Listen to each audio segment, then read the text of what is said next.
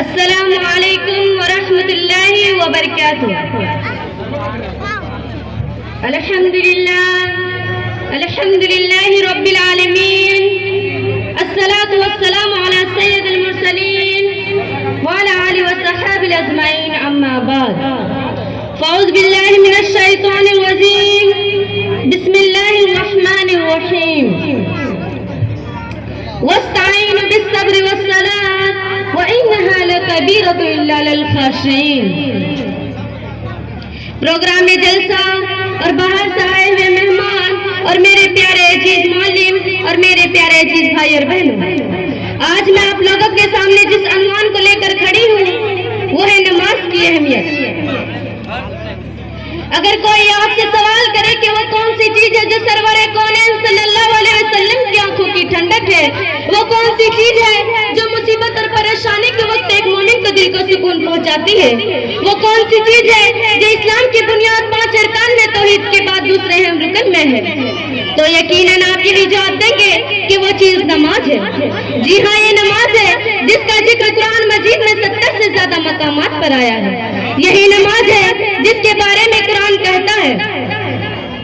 یہی نماز ہے جو اسلام اور کافر کے درمیان حد فاصل ہے، یہی نماز ہے جو مومنوں کے معراج ہے، یہی نماز ہے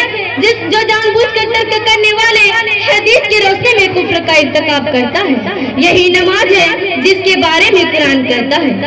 وَاسْتَعِينُوا بِالصَّبْرِ وَالصَّلَاةِ وَإِنَّهَا لَكَبِيرَةٌ إِلَّا عَلَى الْخَاشِعِينَ۔ صبر اور نماز میں اللہ کی مدد حاصل کرو، یہی نماز ہے جس کے بارے میں سرور کونین صلی اللہ علیہ وسلم کا ارشاد ہے بین الرجل و بین الشرک و کفر ترک الصلاۃ، آدمی شرک و کفر کے درمیان فرق کرنے والی چیز نماز ہے۔ یہی نماز ہے جس کے بارے میں عائشہ رضی اللہ عنہا فرماتی ہے اذا حضبہ امر الصلاۃ، یعنی آپ صلی اللہ علیہ وسلم کو جب بھی پریشانی لاحق ہوتی آپ نماز میں مشغول ہو جاتے۔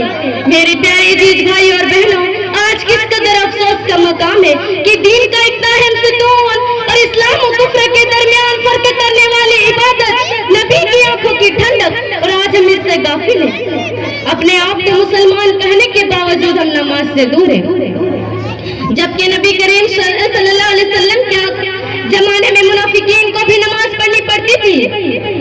ان منافقین کے بارے میں قرآن مجید میں کافروں سے بدتر بتایا گیا ہے۔ ان منافقین کے بارے میں قرآن کہتا ہے اذا قاموا الى الصلاۃ قاموا كسالى، جب وہ نماز کے لیے اٹھتے ہیں تو سستی اور کاہلی کے ساتھ اٹھتے ہیں مگر نماز پڑھتے ہیں۔ گویا ہمارے حالت تو ان منافقین سے بدتر ہے۔ ہمارا حال تو یہ ہے کہ اذان ہوتی رہتی ہے، ہم میوزک میں، ٹی وی میں اور کھیل کود میں اور اپنے کام کاج میں مشغول رہتے ہیں، ہمارے کانوں میں جو تک نہیں رہتی، کیا حال ہوگا ہمارے رب کے بارگاہ میں۔